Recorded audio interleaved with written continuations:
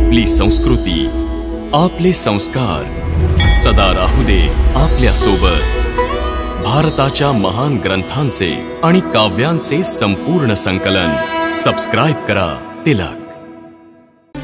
एका निर्दोष अबला नारीला गपचूप शहराच्या बाहेर काढलं गेलं आणि ते शांतपणे सर्व काही पाहत राहिले।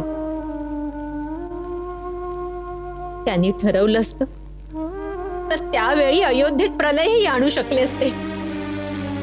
आई,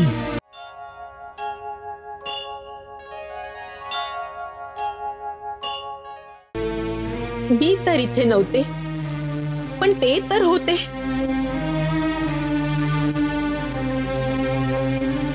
एका निर्दोष अबला नारीला गपचूप शहराच्या बाहेर काढलं गेलं आणि ते शांतपणे सर्व काही पाहत राहिले। त्यांनी ठरवलं असतं तर त्यावेळी अयोध्येत प्रलयही आणू शकले असते। आई,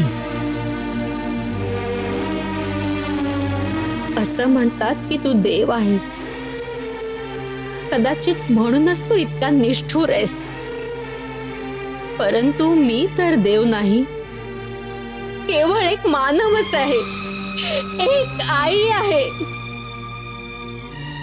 मला या सगळ्यांच्या हसण्यामध्ये तुझं हसू फिकं वाटतं।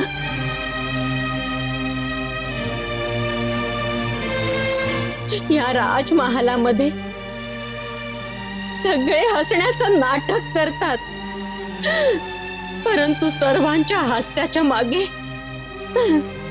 मला एका आश्रयहीन नारीचे अश्रू दिसतात।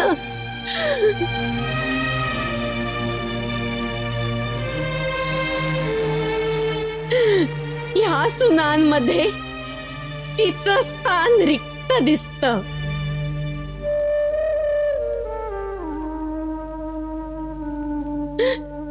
या राजकुमारांमध्ये तिच्या मुलांचा अभाव जाणवतो। कोण जाणे ती कुठे असेल, कशी असेल।